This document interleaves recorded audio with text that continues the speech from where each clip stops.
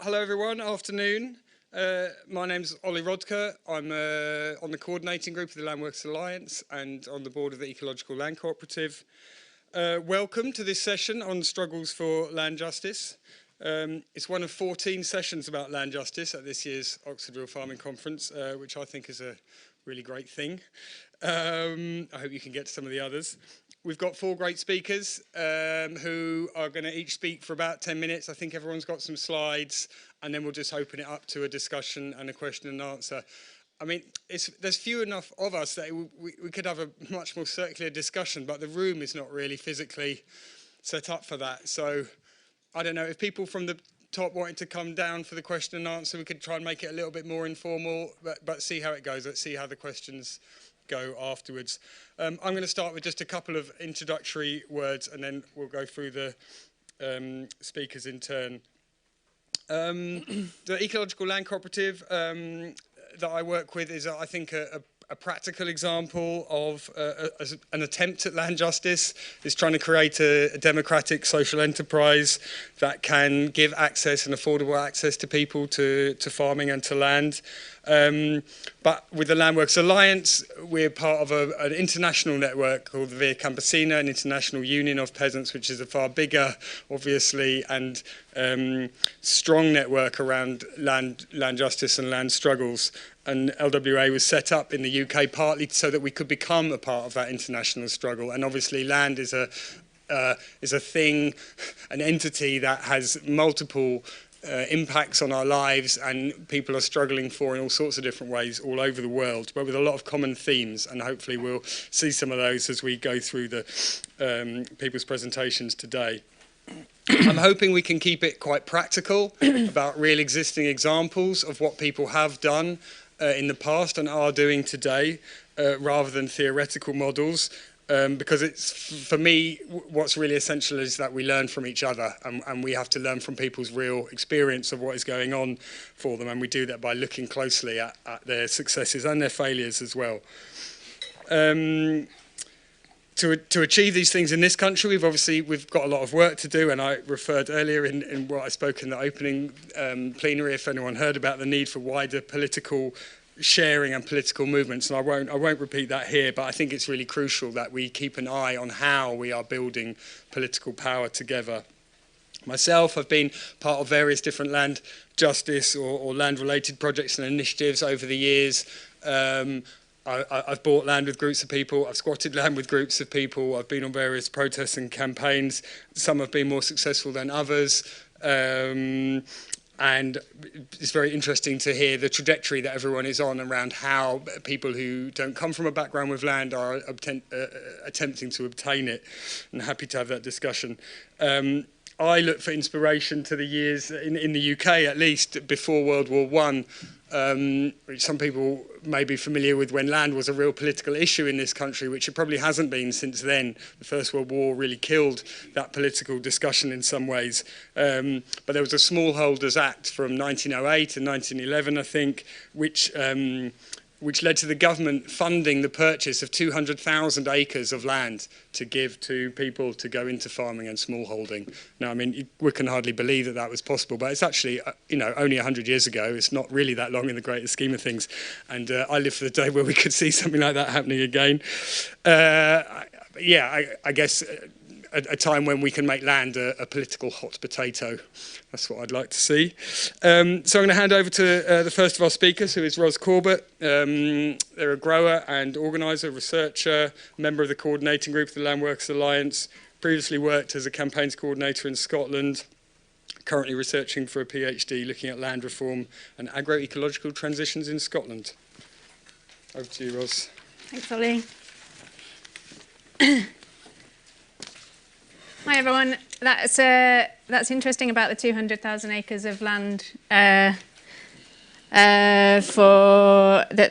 was bought by the public for public use, because that's exactly how much land is owned by the Buccleuch Estates in Scotland, and we can talk about that in a little bit. Anyway, there's my slides. Hello everyone. It's a real privilege to be on this panel today. I'm a trained market gardener, born in the north of England. on the edge of a common, this common, where I roamed a lot as a kid, and I think where I gained a lot of my appreciation for land and land access. As an adult, I moved to Scotland, and over 10 years, I worked growing food for local communities in cities and in rural areas, but I always struggled to have secure access to land, and I'm one of thousands in Scotland to experience this. This struggle for access to land in Scotland is part of a wider land justice struggle and movement which has deep historical roots, often traced back to the clearances of the 18th and 19th century, where elites used their wealth from their involvement in slavery to violently clear people from the land, sometimes leading to dispossession in other parts of the world, as people who settled in other places were forced out by those who already lived there. Enclosure during the clearances facilitated a shift to an agricultural system that was driven by commodity production, which really shapes the way that agriculture is practiced in Scotland today. And this slide is from a really great report. It's worth reading, that's tracing a lot of the wealth that was used to purchase estates in Scotland to some of the slavery acts and slavery industry. So really recommend reading that report. So now, I just wanted to give a bit of a context about what Scottish agriculture is like now and how that's been sort of facilitated by this large-scale enclosure of land. So, for example, whisky is one of the main export commodities in Scotland, and it plays a major role in our agricultural sector. Barley is one of the main ingredients in whisky and currently covers 10 times the area of land compared to that used for vegetables grown for human consumption. We're heavily reliant on imports in Scotland of fruit and vegetables. I'm not suggesting that we all stop drinking whisky. I'm sure many of us raised a glass of whisky over New Year. But what I'm trying to show is that the dominating force of Scottish agriculture at the moment is driven by this extractive logic that's been enabled by this historical act of enclosure and clearances, and now continues to support this agricultural system at the moment. Agricultural land holdings in Scotland are particularly large compared to most of Europe, and Scotland is known to have a highly concentrated pattern of land ownership, often with absentee landlords. Since the clearances, this kind of enclosure of land has been resisted through rent strikes and poaching and trespasses. And in the 20th century, there were some notable campaigns by local communities against their absentee landlords, such as on the island of Egg and in the Highlands with Assynt, which led to successful community buyouts of that land. When devolution was achieved in 1999 and the Scottish Parliament was established, the Scottish Government responded by acknowledging the problems that this concentrated pattern of land ownership had on rural communities and set a programme of land reform to diversify land ownership. So I'm just going to talk through some of the main points of the Land Reform Acts that have been passed in Scotland over the last 20 years. And this isn't comprehensive. There's been other acts that have been passed, but it's been quite a complicated series of acts over the last 20 years. So I'm just going to focus on some of the main ones that I think are relevant today. First, we have in 2003, the Land Reform Act, which granted the right to roam in Scotland, so access for people to walk on private land and have access for amenity purposes on private land. And it also established the right for communities in rural areas with populations of less than 10,000 people to buy land. So constituted community bodies with a democratically elected board and not-for-profit purposes could register an interest in land, and when the landowner intended to then sell that land, the community would have the first right of refusal to buy that land. Then, in 2015, the Community Empowerment Act expanded the right to buy to all areas of Scotland, both urban and rural. It also established the community right to buy abandoned and neglected land, where communities can then force the sale of land if all other efforts to remedy that situation have been tried. It's taken quite a long time for this part of the Act to come into practice, and it's only been used once by one group that wanted to purchase some woodland in Helensburgh, but their application was declined, so there's complications and difficulties with how that part of the Act is being used. In 2016, the Land Reform Act established the Scottish Land Commission, which is a body to help progress the land reform agenda in Scotland, and it's been doing a lot of really important research and work on sort of illuminating some of the problems with the current land ownership structure at present. The Act also established the Land Rights and Responsibilities Statement, which is a way of recognising that ownership of land comes with responsibilities, including engagement with communities that live and work on the land. And finally, it also introduced the community right to buy for sustainable development, which is also, like the right to buy abandoned and neglected land, allows for a forced sale to land to the community, though this hasn't been used in practice yet, so it's still to be tested. Separate to these acts, but critical to their delivery, was the establishment of the Scottish Land Fund in 2000, which communities can apply to for capital to purchase land.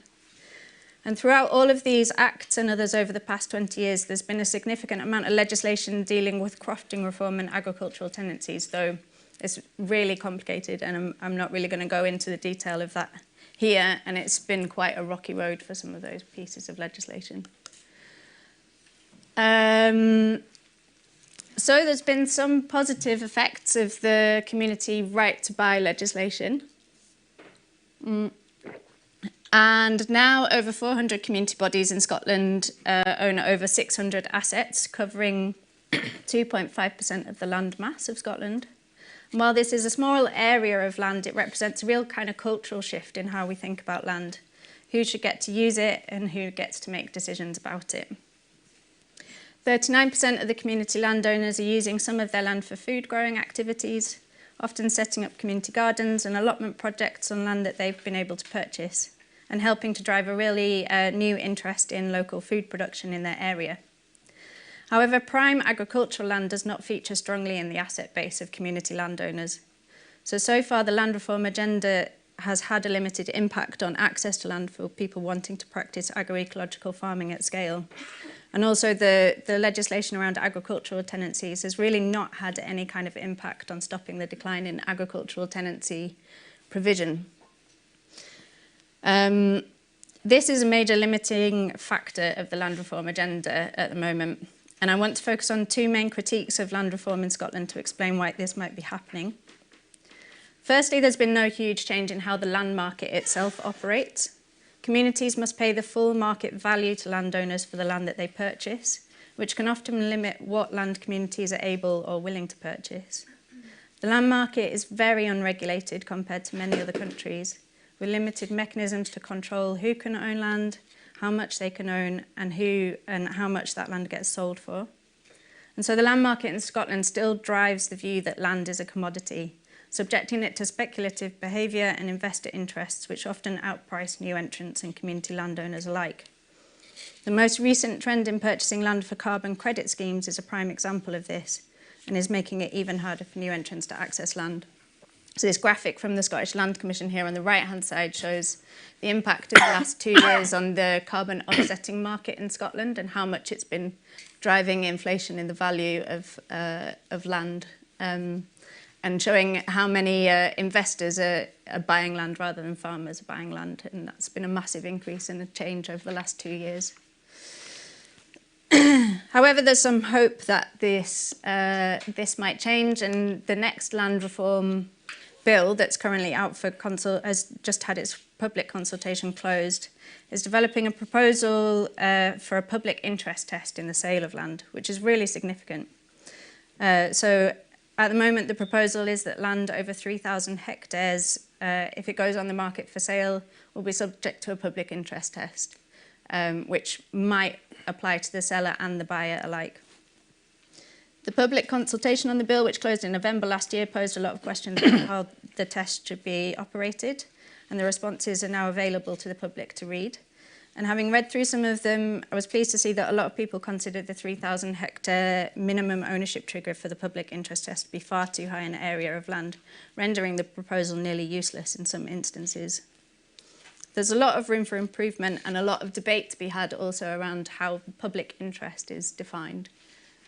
So watch this space, that'll be really interesting.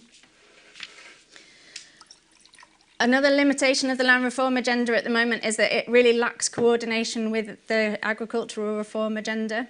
Scotland lags behind the rest of the UK in developing its post-Brexit agricultural payment system. Previously, area-based payments have been a major contributing factor in supporting the concentrated pattern of land ownership and land consolidation. For example, with Buccleuch Estates, which is one of the largest private owners, it's owning over 200,000 acres of land, received nearly £5 million in agricultural subsidies from 2016 to 2019.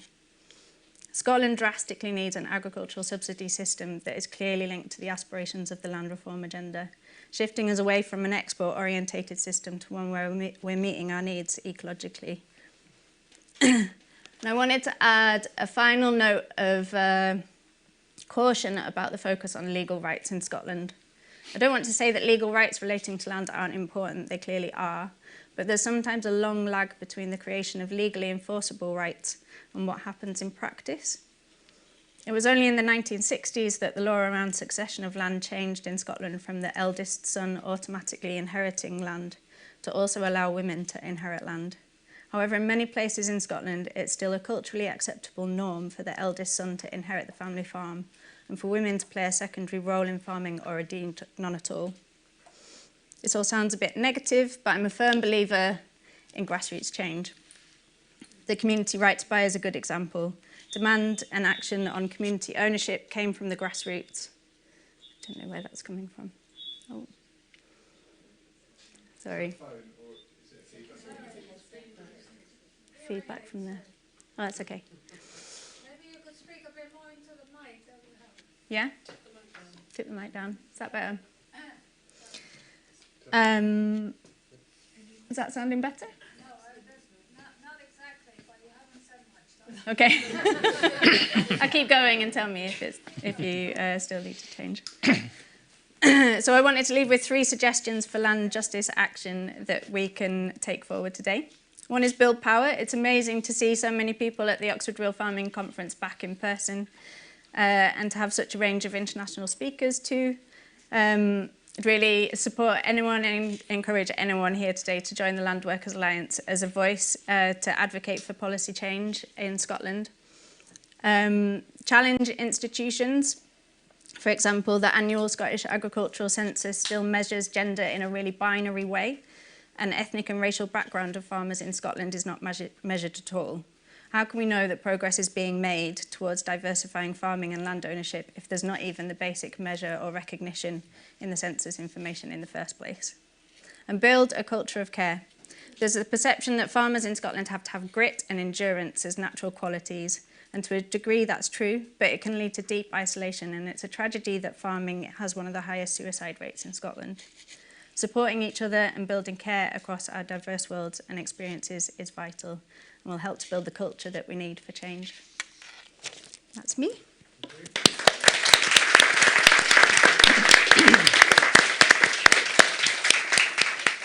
Thanks, Ros. Next is Nick Lunch. He's a co-founder of Insight Share, which is an organisation working with indigenous people to protect their territories, languages and cultures through the use of participatory video. Thank you. Didn't realise. Thanks.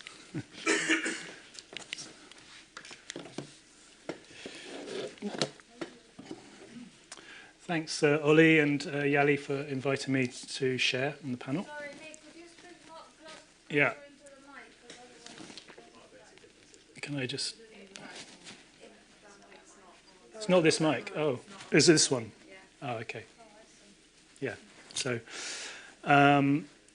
yeah, I'd like to start with a quote from one of our partners, a Maasai activist, Samuel Nangiria from Tanzania. I asked him to define conservation. We've lost our homelands on the false claims of conservation. Laws were made by the colonial masters to force humans and nature to separate. Conservation to me means military, exploitation, business and money. And then I said, what about colonization? He said, in other parts of the world, conservation has been used, just as in our case, to dislocate, evict people, destroy livelihoods, endanger cultures and create poverty. We as Maasai community, and of course the indigenous communities worldwide, haven't accepted the idea of colonialism. In my community, decolonisation means a continued struggle to block the colonial mindset and practices. Despite the fact that such practices and mindsets have dominated across the world, the Maasai community haven't accepted it. They've always been struggling to ensure their traditional land management, knowledge, leadership, language, traditional dress remain intact within the changing socio-cultural environment.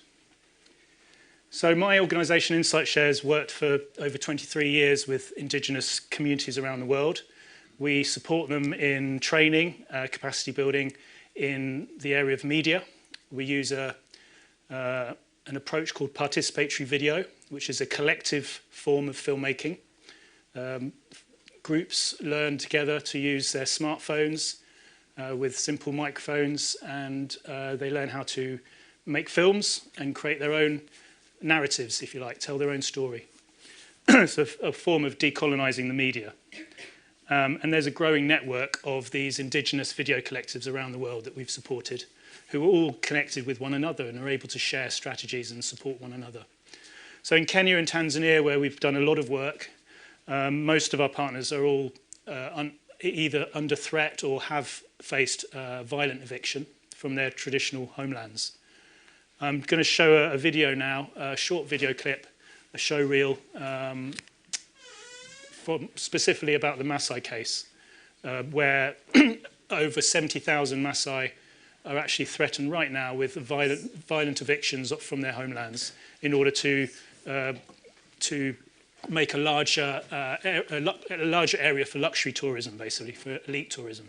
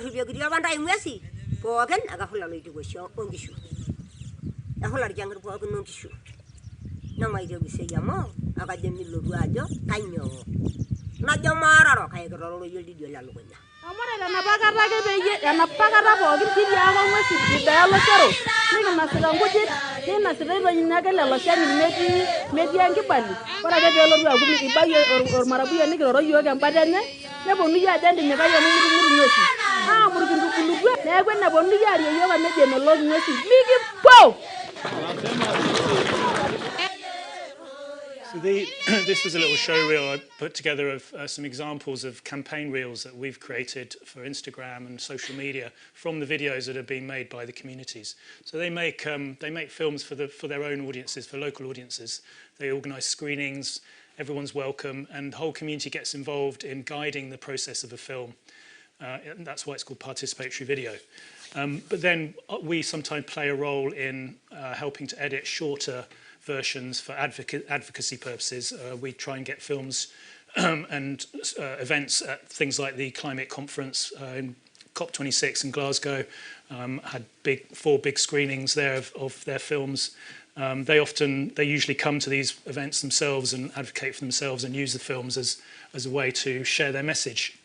But principally the films are for their own audiences, and they're using video really not just as a tool for land defence, but also for cultural preservation, as a way of documenting, preserving their indigenous language and songs and traditional knowledge. So the young people get very excited about getting their hands on technology. As we use simple smartphones with basic microphones, but the ability to learn how to edit and make films is very exciting to the young people. And they realise that all the knowledge is held by the elders. So it's a way of actually strengthening that bond, that intergenerational transmission, and keeping to the sort of respecting the oral culture of telling stories. Video is very powerful in that sense. And in Kenya, we're working with two tribes, the Ogiek and the Sengwer, who are both forest peoples that have also faced years of eviction and violence. From one day to the next, the forest guard, the Kenyan Forestry Service, goes in with guns and chases people out, burns their houses in front of the little kids. It's a very traumatizing experience. And yet these are the people who look after their environment in the best possible way. And the reason why 80% of the world's biodiversity, remaining biodiversity, is actually on indigenous territories. So it's very important that the world wakes up to the role that indigenous people have played over millennia, but particularly over the last few hundred years of colonialism, in helping to somehow they've been resilient to these forces. And many of the governments, like the Kenyan government, Tanzanian government, unfortunately are just practicing the same colonial mindsets that the British brought there during the colonial times, in the way that they deal with the indigenous peoples. I'll just end on another quote from some of you will have heard of the Zapatista movement in Mexico. One of the leaders, Subcomandante Marcos, he's a supporter of our work because we work in Mexico, northwest Mexico, with the Yaqui and Raramuri and Comcac people, where they have a video hub. He and the Zapatistas heard about their work and invited them to share their work. And he has a vision. He calls for a network of communication among all of our struggles and resistances against neoliberalism and for humanity. This network will attempt to create channels so that words may flow to all paths that resist. It will be the medium by which distinct resistances communicate with one another. This network is not an organising structure, nor does it have a central head or decision maker, nor does it have a central command or hierarchies. We are the network, all of us who speak and listen. And with that in view, our vision, our mission is to train as many indigenous trainers to pass on the skills of participatory video themselves, indigenous to indigenous teaching. And that's happening now, because we've developed an online course during COVID. We were forced to. We weren't able to travel as much, which has been great because we're now less reliant on foreigners like myself travelling to Kenya and Tanzania to do the trainings. It's all done locally and supported through an online a Moodle, which we're creating, which will be on the phone app, so that to help the facilitators and guide them through it. And if anyone wants to know more about our work, just check out the social media platforms, Instagram, Facebook. We have a YouTube channel. There's hundreds of films. The films are much more enjoyable if you just watch them as they were meant to be made, rather than just the little bitty thing I just created there. But thanks very much.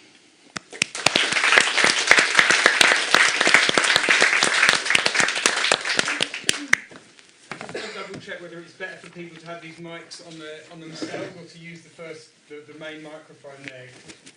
Is the sound working okay with these? Because the mics on the closed, people can't really talk down into their chest, otherwise we won't hear. I just wonder whether it was better to just transfer to the main mic. It won't make a difference. It won't make a difference. Oh, because that main mic's still working. The hearing loop is separate from the microphones you're using. The microphones you're using is for the light screen. Okay.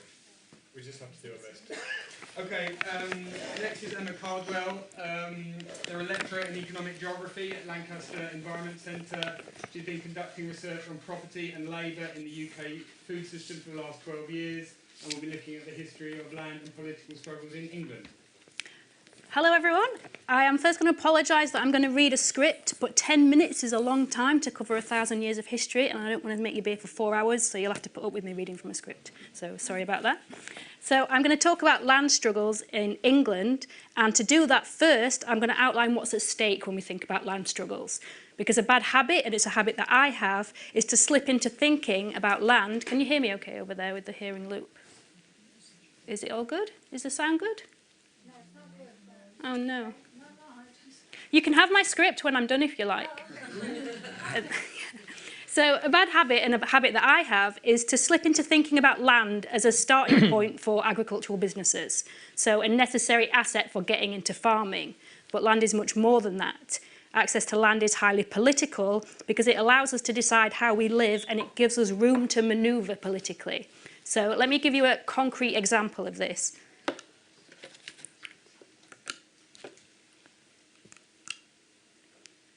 So I'm an academic, and mine is one of the unions that's currently on strike on and off. We're in a strike mandate.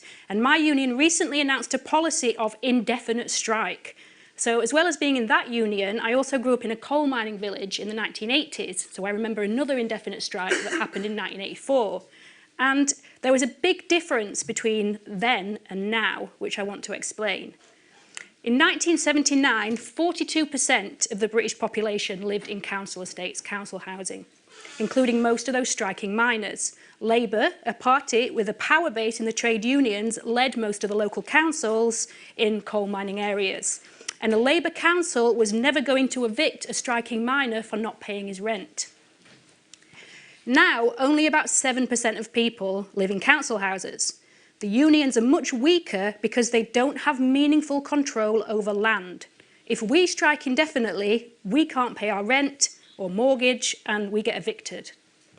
Private property now controls access to land in a way it didn't in this country in 1979. Land is a space where you can enact your politics and live by your values. Therefore, housing is a really important part of the land question. About 3/4 of the increase in house prices since the 1950s is price of land. As proponents of agroecology, we shouldn't be campaigning around land alone. The struggle of renters' unions is closely aligned with the struggle of new entrants, and we should all be working together. So when Indigenous people talk about land back, this is what they're talking about. Land back doesn't mean the return of an appropriated economic asset. It means control over land and how it's managed, which allows people to fight climate change, species loss, inequality, injustice, and live according to their principles. We just heard Nick talking about East Africa. Last year, I visited Laikipia in Kenya. I don't know if you've been there. Yeah, you know. And it made me think a lot about land in England. So the region I visited, this is a picture of it, is suffering from terrible land degradation, particularly in the area where the Maasai pastoralists live. The conservation managers that we spoke to there put this down to the tragedy of the commons, because the Maasai don't have strong property rights, they only look after their cattle and they don't look after the land. That night, back in my luxury Kenyan safari lodge, which was very similar to the one where Prince William proposed to Cape Middleton, which is very close by, I looked at a map of Laikipia. It's the very map. This is the very one I was looking at on my phone. So this area here we go, is what you just saw a photo of, this yellow bit. This is where the Maasai pastoralists, who used to have full range of this whole plateau, now are. When they had full range of this entire area, they never caused any degradation. And they're now squeezed into this tiny little corner. These brown things are all large-scale ranches and nature conservancies, with luxury safari lodges mostly owned by single white settler families or foreign businesses. These white settlers declared the land theirs with no real justification except colonial might in the early 20th century. The Maasai have been there for thousands of years. The degradation started when this system of land ownership started. It is clearly caused by colonialism and not by the Maasai. And I was getting very stressed about this in Kenya. Every single black Kenyan that I spoke to could see it as clear as day. Just a single family on one of these big estates. This is where I was, Loldaiga. I think it's that one where Prince William was. Single family on that big estate, sending their kids to school in a helicopter because their land is so big they can't drive out of there. And the Maasai have no access to their ancestral lands. It was absolutely mind-blowing. So I was Googling the colonial history of Kenya, like, what? Look, how did they do it? Why did they think that they could go into this land and do this? How did British people like Hugh Cholmondeley, the third Baron Delamere, who I learned was one of the most celebrated Kenya pioneers, think that it was okay to walk into another country, stake out 200,000 acres and say, this is mine? How do you even consider that as an option? Well, the answer is because it had already been done and worked very well in England. My night of research in that luxury safari lodge taught me that the Cholmondeley family also own a big old chunk of Cheshire. According to their own website, they've owned this since Robert de Cholmondeley, apologies for my French accent, came over with William the Conqueror during the Norman Conquest. So one Cholmondeley comes to England in 1066. Sorry? Chumley, there you go. Chumley. It's easier to say, thank you.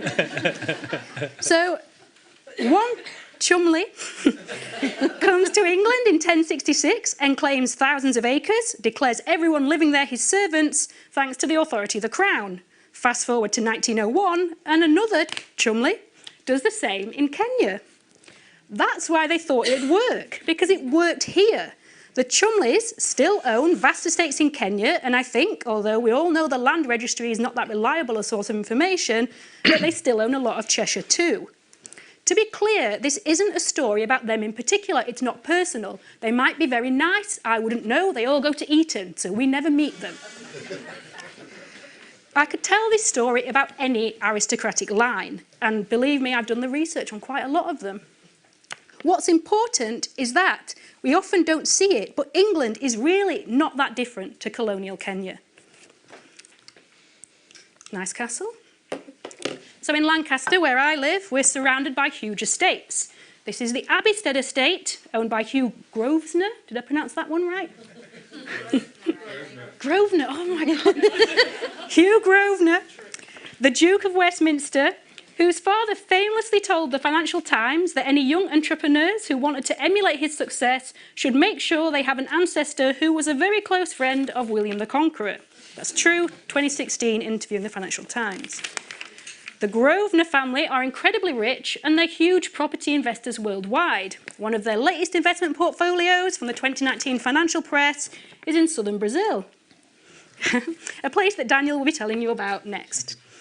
So, I'm arguing here, sorry about the feedback, it's like being in Led Zeppelin.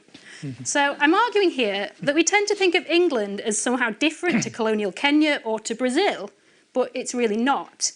England was very similar to colonial Kenya until ordinary people got the vote in 1918. It was very late to get the vote. A small elite owned, and by dint of owning, ruled the entire country, exercising unfair and disproportionate power over the other people that lived here.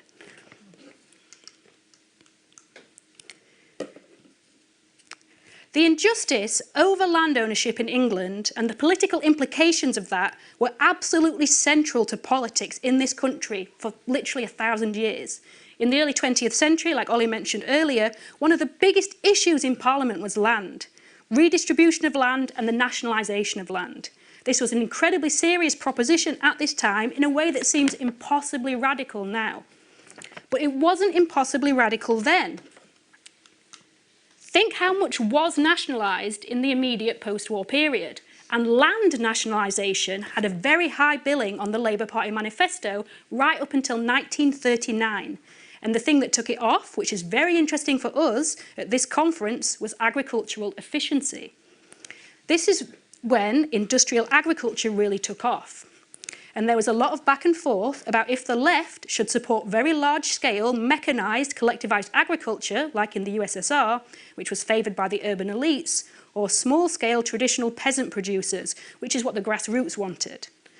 That argument came down to largely untested economic dogma that you'll all be very familiar with. Small scale is not efficient, and agriculture needs to modernise. We seem to have lost in this country a remarkable fervour around land reform, going back 1,000 years, only during the Second World War. But as anyone here will know, it's currently coming back. And what history can teach us is that it's okay to ask for more. Because it's not just about farming, it's about the cost of living, it's about democracy. Without land, we can't start agroecological farms, we can't look after nature, we can't go on meaningful strike, we can't even, thanks to the recent policing bill, protest. So it's time to put land back on the agenda in England with the same fervour it was before World War II, and to take inspiration from the Kenyans and the Brazilians. Imagine if we still felt like we could demand what our grandparents demanded, and very nearly won. Keir Hardie, the founder of the Labour Party, said in 1909 that the peasant who has 3 acres of land, a well-filled pigsty, a cow's grass on the common, and a cottage is a free man.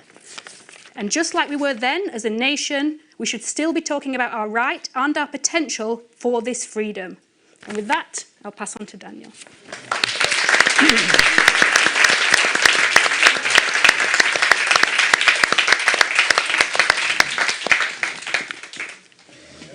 I'm just going to take the mic because apparently this might help with the recording that's being made.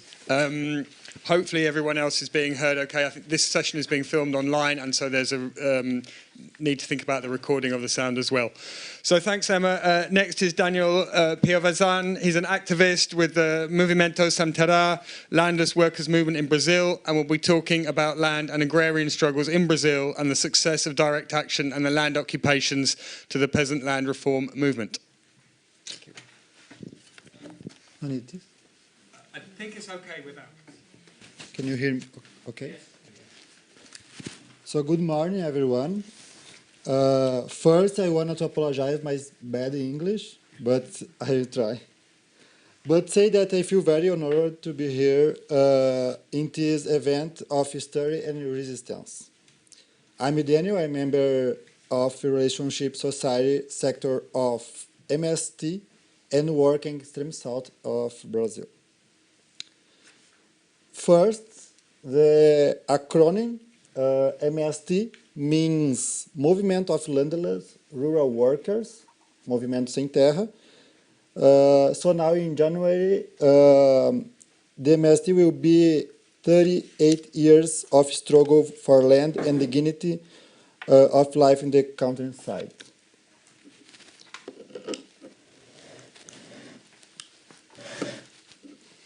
No, I have to translate. About the MST, born in 1984, in the great process of democratization in Brazil after the military regime, which bring back the fight for access to land as a center. So had big marches, big occupations. The number of peasants in the field is very expressive. The Federal Constitution of 1988 is created by popular pressure and defines the social function of the landing law. This social function of the land is having productivity, respecting labor rights, and environment issues. So the MST consolidates itself in this period of democratization and struggle for rights, becoming a great reference which articulates union struggle, like labor rights, popular struggle, massification, and political struggle point to concrete change in society.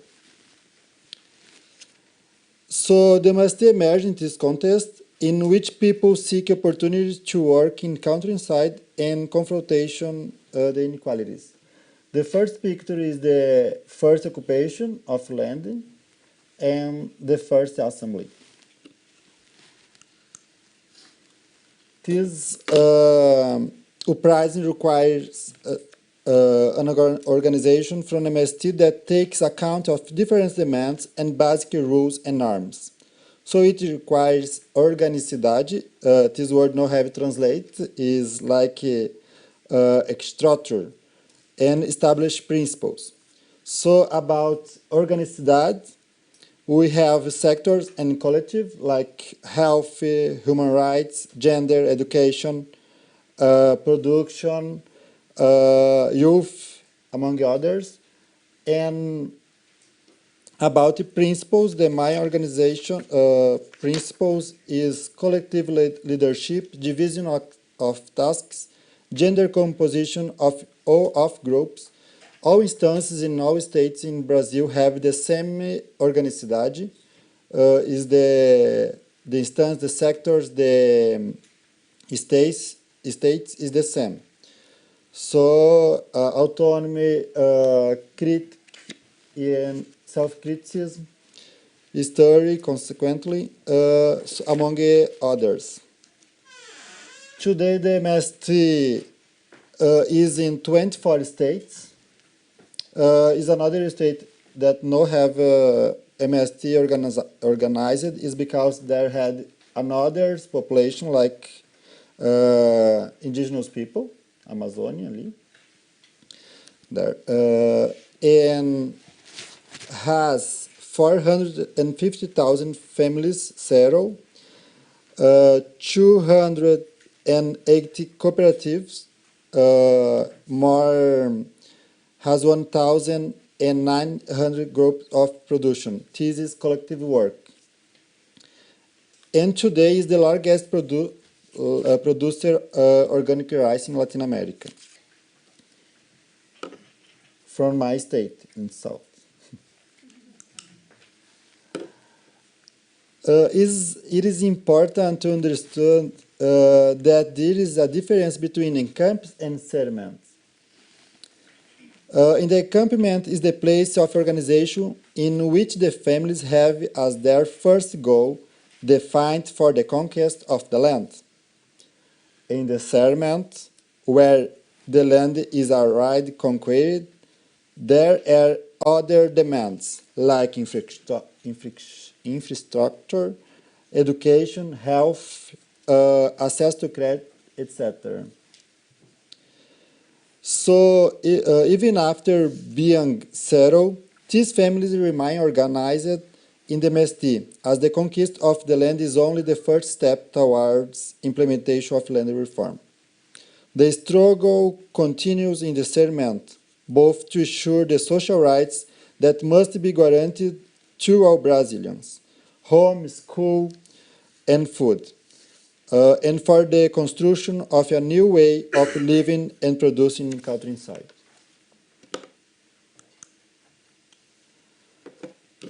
MST in struggle for rights. The MST, above everything, is a movement to fight for rights, articulate here countryside and cities. So, about struggle directions, the agendas, I don't know, have popular agrarian reform, food sovereignty,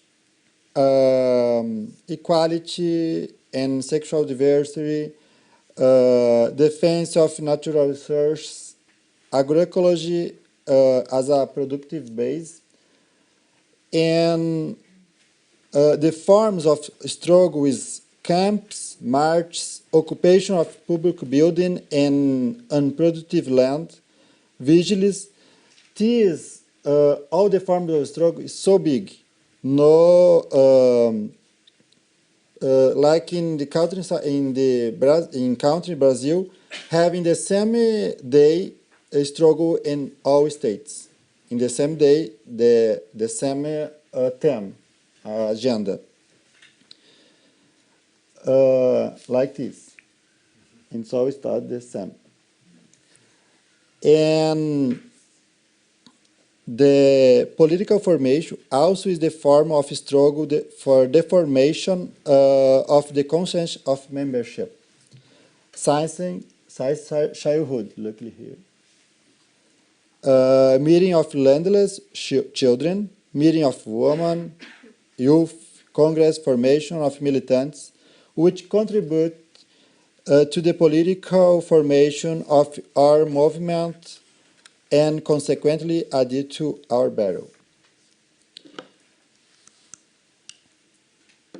So the struggle of MST is central because it's the struggle all over the world. A struggle against hunger and defense of the environment. About this, MST working in 3 big campaigns that articulate this agenda. What is the translate for agenda? Agenda. Agenda. So is the campaign is health food production with agroecological base. Solidarity campaign, donate tons of food every year, where deliver health food to people that more need from outskirts of the city. And the national plan tree planting that articulate with the environment defense, where the goal is to plant 100 million trees in 10 years. And about the relationship in society, the food donation is not simply the charity.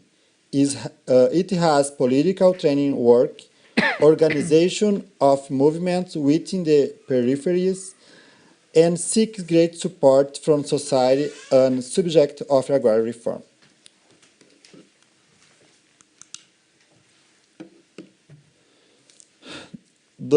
I believe that we never lived in period with so many contradictions in Brazil society, which makes the need for popular agrarian reform so evident.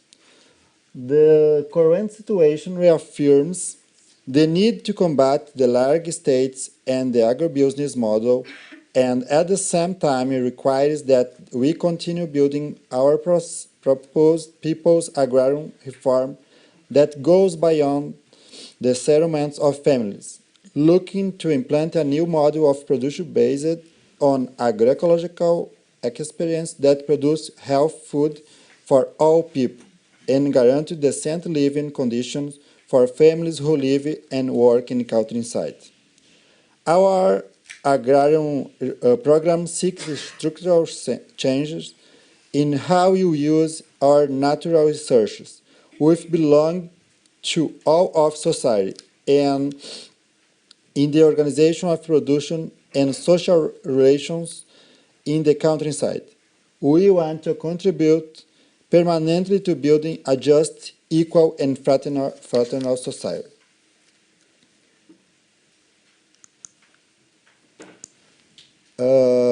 That's why the struggle landless is identified.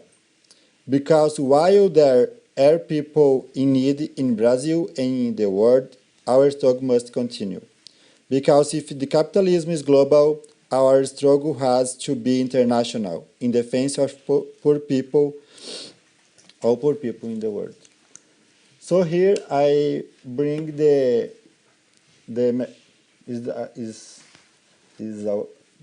ao contrário. Contrast, because life is there and death here.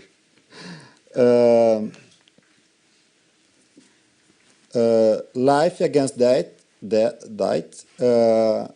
Here is the sedimental with families producing life, practicing solidarity, and here without families, diet, not produce food, just commodity, and against the environment.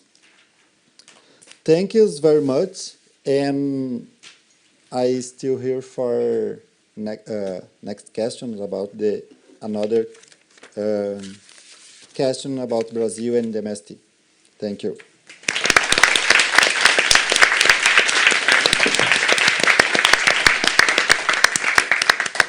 Thank you, Daniel. So yeah, we'll go to questions now from you in the audience. I haven't got any ideas on the structure of this. We'll just go randomly. If you do have a question for someone specifically, please say so. Otherwise, I'll throw it open generally and see who wants to comment. Have we got a roving mic, or is it this one? Just this one. Okay. So our amazing helper here will take it round. So hands up, please. Simon Fairley from the Land magazine.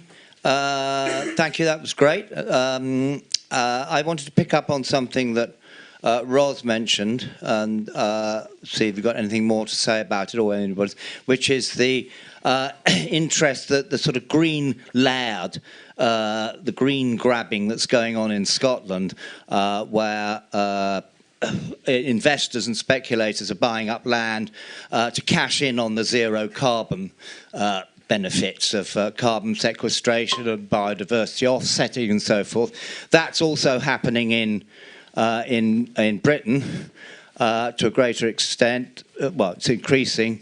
We just had a buyout of a farm in Lincolnshire for rewilding, and haven't gone for poor quality land, they've gone for an arable land. Why do they go for arable land to rewild it? Because they get paid more for carbon sequestration and biodiversity offsets on arable land. So they're taking good productive land out of production in order to rewild it. All this sort of stuff's going on. The National Trust is evicting tenant farmers and so forth.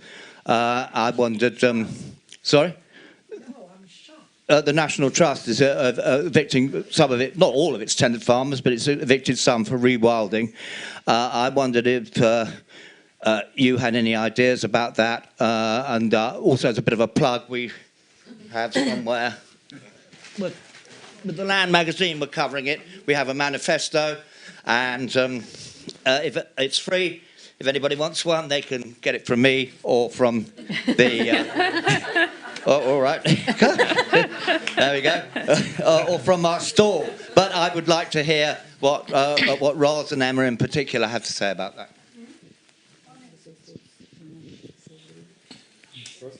Do I need the microphone back? No, I think okay. You four can just speak because your mic's up. Okay, That's great. my understanding. Yeah, thanks, Simon. It's definitely something that is happening quite a lot in Scotland at the moment, and I think I don't have like solid statistics on it, but there might be other people. I know Tara is here in the audience, and she might have some of the statistics to throw at us for that. But it came up a lot in discussions and debates in the run-up to COP26 around net zero and tree planting, and people kind of flagging that land grabbing was happening for tree planting and tenants were being evicted. And there was a debate that the Scottish Land Commission were sort of facilitating about what to do about it, and whether to kind of accept that it was happening but try to regulate it, or kind of stop the land grabs for net zero, or kind of like facilitate it. And that was how they sort of framed those choices, whether they were sort of like, should we try and regulate it or facilitate it? Which was a bit alarming, that they wanted to think about facilitating that happening more. And that's what I was saying about how the question about how we define public interest is, it still feels like there are quite a lot of people that do advocate for large-scale tree planting for net zero to be actually in the public interest, and not necessarily understanding or being critical about the consequences of that kind of action. And I think the policy void with the agricultural subsidies is a real problem at the moment, because it does mean that farmers and landowners are sort of seeing this as a financial opportunity when there's so much uncertainty about how the agricultural subsidy systems are going to happen. But that more recently, people have started to sort of exercise a bit more caution, and I think farmers have started to understand that they might not want to be planting trees because that might mean that they might lose their rights to the carbon in the future. And so that's sort of promising that that advice is coming out and being listened to. But it's definitely happening. It's definitely concerning. Yeah. Yeah, it is a big issue in England, you're right. I went through the Rewilding UK website and categorised all the rewilding projects in England, and a massive chunk of them are huge aristocratic estates who, again, on their websites proudly proclaim how they've been stewards of that land since 1066. So it seems like rewilding, agricultural rewilding, as they've branded it, is very much the sort of like aristocratic version of agroecology, and it's a real fortress conservation approach that no people are here because people are bad for the environment.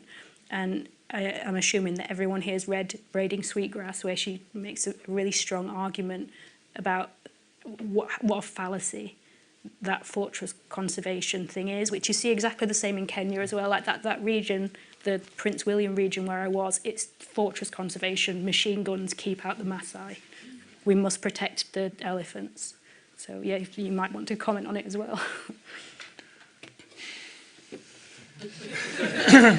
Not necessarily in England, but the whole... Yeah, I mean, it's happening all over the world. And as probably many of you know about the recent COP15 in Montreal, CBD COP, the Convention for Biodiversity. I'm not sure exactly what it stands for, but anyway, it's a very important gathering that happened very recently in Montreal around conservation. And there's the main kind of good news headline was this 30 by 30 policy, which is 30% of the earth to be put aside for conservation and biodiversity. But it's incredibly worrying from the point of view of indigenous peoples who have seen this over and over again. They see it just another mechanism for governments and corporates to grab land and monetize it and commercialize it, which is what's going to happen. And as Simon, you've just described that's happening here in Britain. I didn't realise that, but that's interesting. And certainly my main goal this year, personal goal, if you like, is to connect the work we've been doing for over 20 years with indigenous groups around the world with what's happening here in this country, what has happened here historically. Your talk, I'm really learning all about that kind of stuff over the last year or two, reading Book of Trespass, many other things, the work of Guy Shrubshaw and others, and your work for years, Simon. Really want to join the dots, and our indigenous partners are so eager and interested to learn about this history. The British, how we were colonised, our ancestors were colonised and moved off the land, how we exported that whole paradigm around the world, and how those post-independence governments are still propagating those same policies. Thanks. Daniel, is there an issue in Brazil? Yes, it's not more against the big landowners, is against the Capital International, where the lands is like a reserva de valor. It's a value reservation. Value reservation. So now we need to another project for the in front against this Capital International of Land, and they must have the agrarian popular project where our production of health food, our capacity for solidarity, protection of the environment, generation income to the countryside, in the countryside especially women and the young people. So we need about this project show for the society have another side. Is possible another project for the agriculture in the world, in the Brazil. Okay, thank you. Next, okay, one on the edge, and then.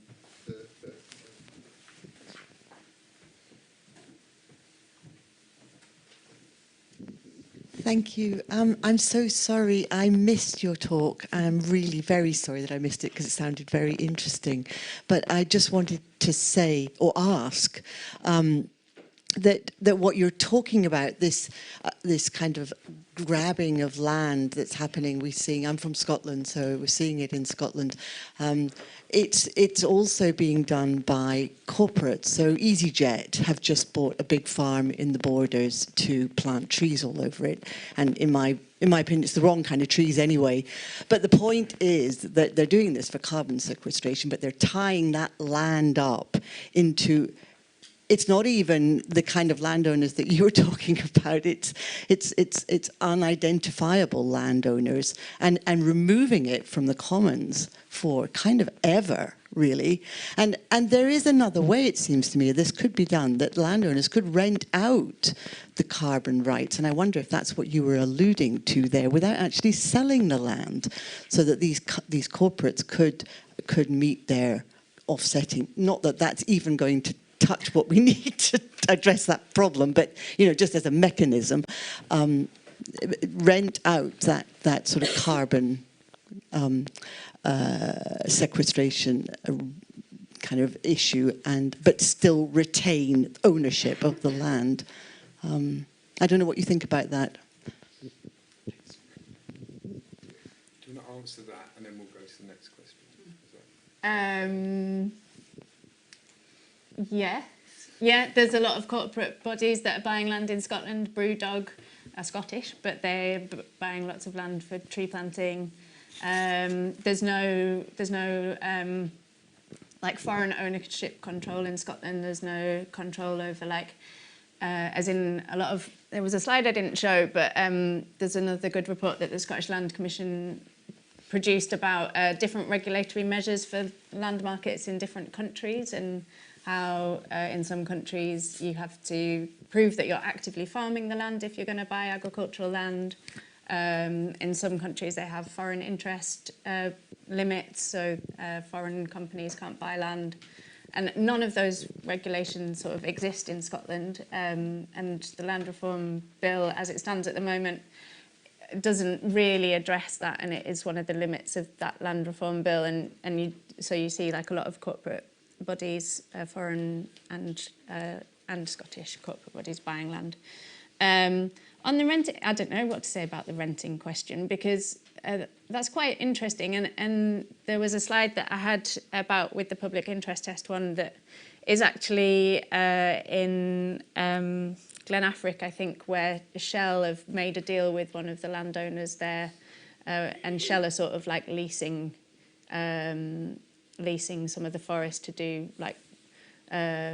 woodland maintenance there. So Shell hasn't bought the land, but they're sort of still imposing their corporate interest on the land and making benefit from those rights. So I don't know how that would necessarily solve the situation. And the other thing I was going to say about that is that because the future is so uncertain about how the carbon markets are going to operate, a lot of landowners are taking that land in hand off tenants because they don't want the tenants to have the rights over the carbon. They want to maintain those rights themselves. So maybe there is an opportunity there if tenants can definitely claim those rights. But other people might have other things to say about that there. Let's get a couple more questions. There was somebody in the black.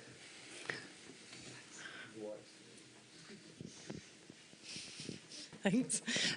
Question for, is it Michael? Nick. Oh, Daniel. no, sorry. Daniel. MST. Daniel. Sorry, Daniel. I'm interested because MST has existed, over these 38 years. So what would you say has been the successful practices you've used as a movement, things that we could learn from for the UK? I know they're very different contexts, but I'm interested to hear what's worked and maybe what hasn't worked within the movement.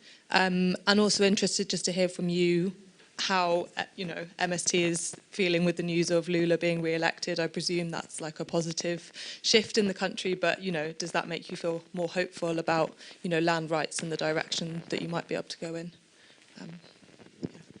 Ela quer saber práticas que deram certo ela sabe que o contexto do Reino Unido é diferente, mas quais são as práticas que você recomendaria para eles observarem e talvez também algumas coisas que não deram certo na história do MST. E também ela quer saber no contexto da eleição do Lula, como que o MST está se sentindo em termos da esperança pela reforma agrária. Okay. I begin for the last question. So, Se você quiser responder em português, eu posso traduzir também. I will try. Okay. So the MST in last period had to in order to resist the attacks of the government until then. We did not serve families. There were not land occupation.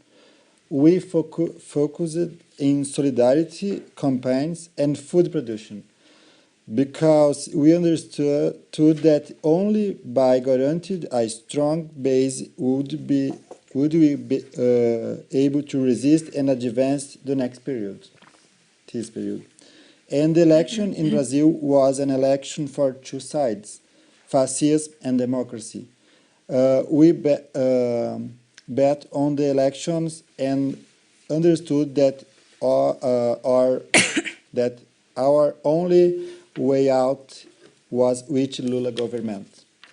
We also understand that we should be part of this process, of this political struggle, and in these states we remove MST organic representatives to contest the legislative election, that the elected ones will be our voice in the Assembly and the National Congress. So I think it is the next period we back in the movement like a progress, because the last time with the Bolsonaro government is so against the MST. MST can't make it nothing. So the way that we can continue struggling is about the solidarity and relation with the society with this, because now I have more apoiadores, supporters in the world from another movement, and from the representatives in government. And now today I received the news that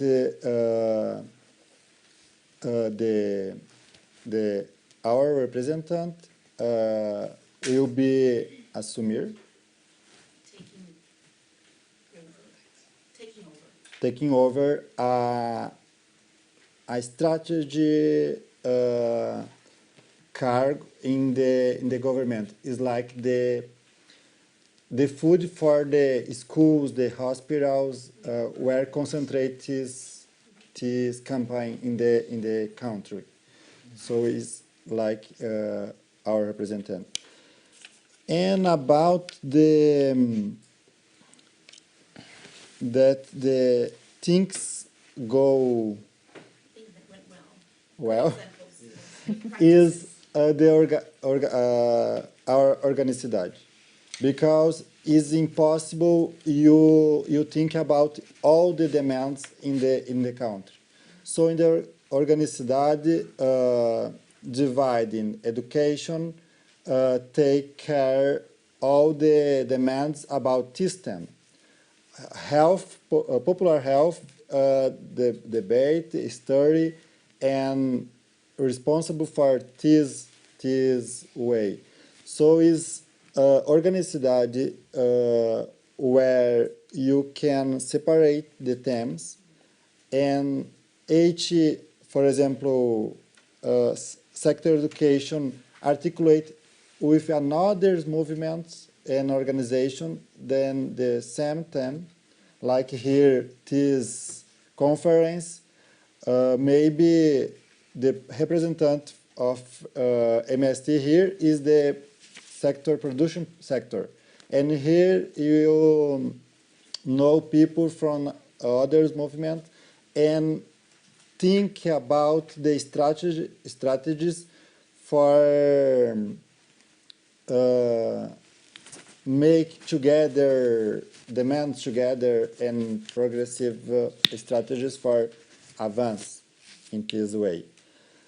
I think is more another is the I said about the discipline, the principles. Never outside these principles is like a Biblia, is a rule. Is a rule, not change this. So all the people make this composition in the groups for conquist this event. E nós não deu certo. It didn't work. What didn't work? No, did not work. What did not work? I think is about to think the MST the same way in all countries in the specific organization.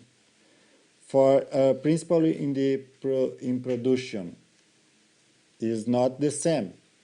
The culture is not the same culture in the Northeast, in the South, in the. So when the movement started, the same rule in these points for all the country, but need to try to think the new about the agrarian reform in different the same structure, but in different demands in each state. So, but for this, the movement started in the old program like 10 years ago. Now is the new program where abrange equality, gender, diversity, and women and men in all the sectors. It's okay? A couple on this slide. Thanks. Yeah, I've got some questions. Well, a question really from the online audience. Antonia says, fantastic talks. You all fabulously presented the theft of land and everything it enables, i.e. more theft and accumulation of wealth and power. But what to do about it? Is it political education or something more? And it echoes quite a few of the similar questions from the online audience. So what do we do about it? Who wants to start? Well, I think one of the things we can do is re-indigenize ourselves, reconnect ourselves to the land, so that we feel an incentive to defend something that we feel connected to, that we feel that we belong to. I think we have to develop cultures of resistance. Indigenous peoples have cultures that are tied to the land.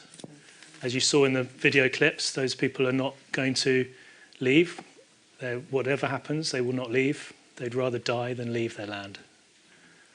And those types of cultures is what we need to develop all over the world and here in the West as well. I think we need to look to the leadership of organisations like the MST and the Maasai people. There are people that are fighting this fight, and we need to follow them and learn from them, would be my...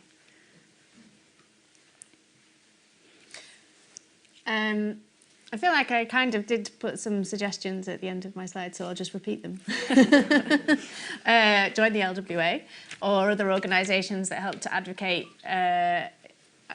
for you and advocate for land workers at a policy level. The Crofting Federation, LWA, Nature Friendly Farming Network, lots of organisations like that are doing a really good job to advocate for that, and membership really is important. That's a shameless plug.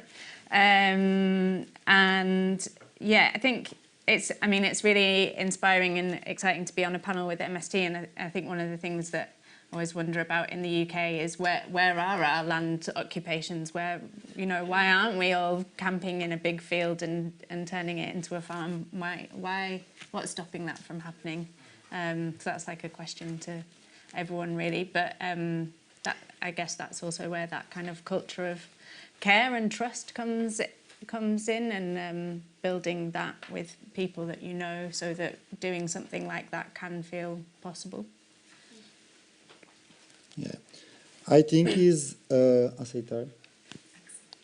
I think is accept the difference between the others, perceber mistakes and Be aware of mistakes. Yeah. Eu vou falar em português. Bom, então aceitar as diferenças entre nós e os demais, perceber nossos erros e acertos, erros pessoais e acertos pessoais e também coletivos. So he suggests. Are you hearing? Okay.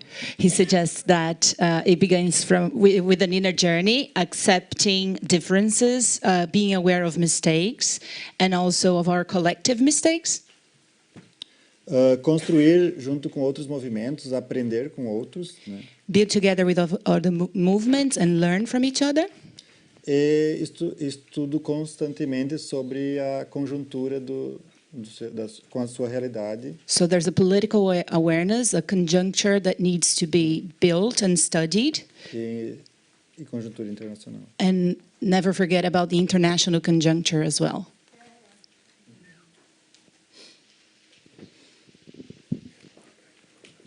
Yeah, I just want to add on to this subject because the way that Land Workers Alliance is part of Livea Campesina, and the ways that, which is obviously an important question for us in this country, about how we have solidarity with peoples and struggles all over the world. And I think we're at we've got a lot to learn about how do we do that, and how are we led by these struggles and these organisations.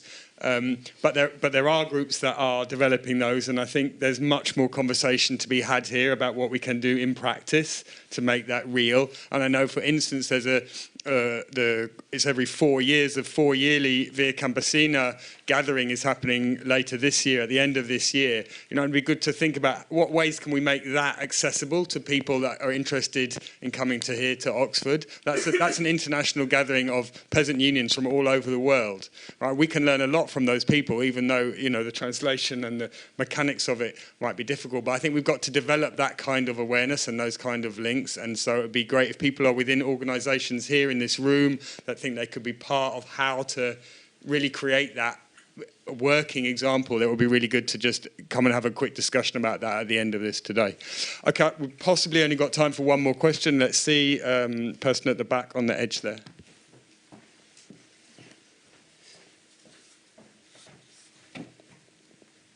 Thank you. Thanks for everything, all the speakers. You've all been amazing, so inspiring. And yeah, I'm not sure if it's a question, but just kind of added comment really. And thanks to Simon for mentioning Lincolnshire already. I farm in Lincolnshire with the Ink Pot. It's an organic permaculture regenerative demonstration farm, and we're in the middle of a land grab that we but there's a reservoir proposed over us, and 100 of our neighbours, 4,500 acres. And Lincolnshire at the moment feels a bit like the Wild West of land grabs going on. It's being carved up with cables going across it, and I mean massive, huge cables. that look like motorways going across, you know, the whole of Lincolnshire. We've got solar farms going on, we've got rewilding projects going on, and it is very much that, you know, good old geography graduates of looking at a computer somewhere, working for a corporate and going, look, there's a big empty bit of land there, you know, and it's really close to the south, it's really heavily populated. Why don't we use that?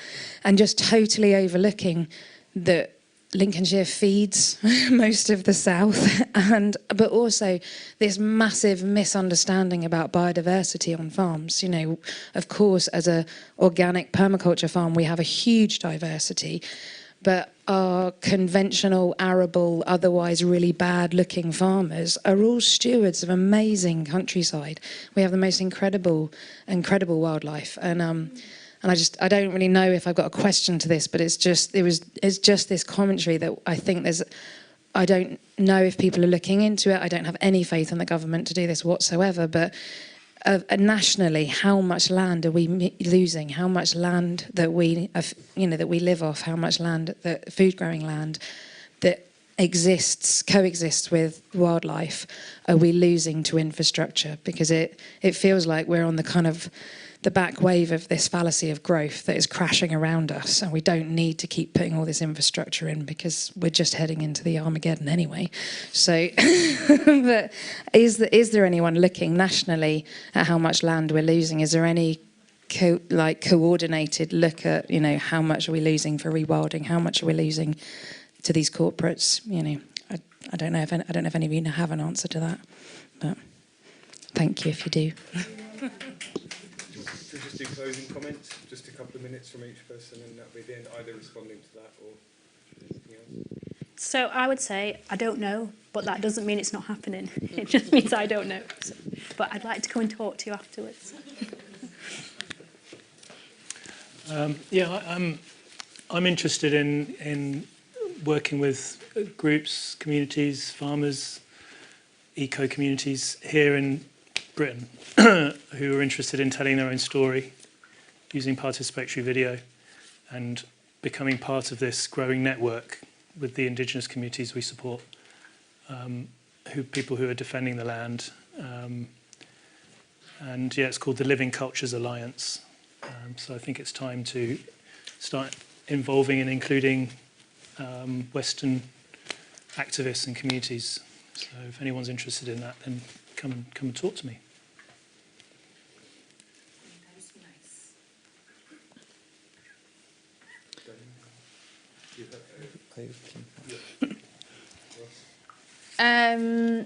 On land use change, there are, I know in Scotland there is like monitoring of that does happen, and there's something like the size of the town or city of didn't Dunfermline just become a city, being lost, that area being lost of agricultural soil in Scotland every year. But that's just monitored through a kind of agricultural land use change that's gone from like agricultural land to urban or development land. And it's difficult with some of the solar panel and tree planting stuff because that doesn't necessarily get monitored as land use change if it's still agricultural land, and a lot of that still gets classified as agricultural land use.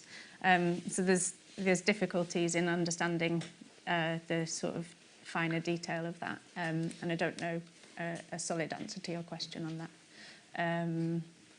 Yeah, and I think as well what's really like amazing about Oxford Real Farming Conference is that sometimes in mainstream press farmers can get a very bad flack for the way that they farm, and a lot of people don't have a very good view of farmers, and it's really great to be here amongst a lot of farmers who are like doing their best to manage and steward land, and maybe that's all on all of us to sort of be better spokespeople and representatives of farming and what farming can do, because yeah, we're often not considered as people that are really like driving the future and really hopeful in the work that we do. So yeah.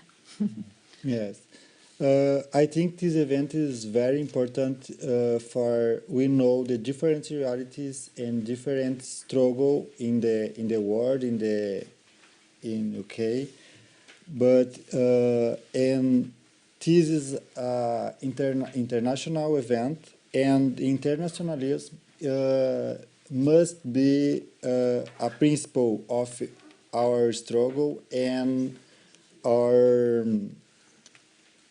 our ways to struggle, because any part of the world have the same or similar struggle.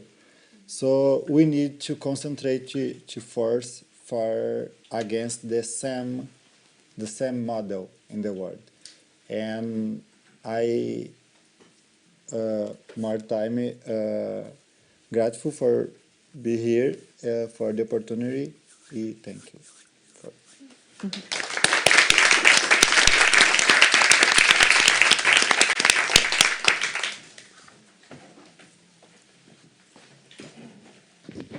Sorry, so we're out of time. The end of the session. So thank you very much, everyone. Thank you online if you've been listening in. And yeah, it'd be great to see that year by year we can start to create these real links that are really going to start to create this solidarity. Thank you very much. One last round of applause for all the speakers.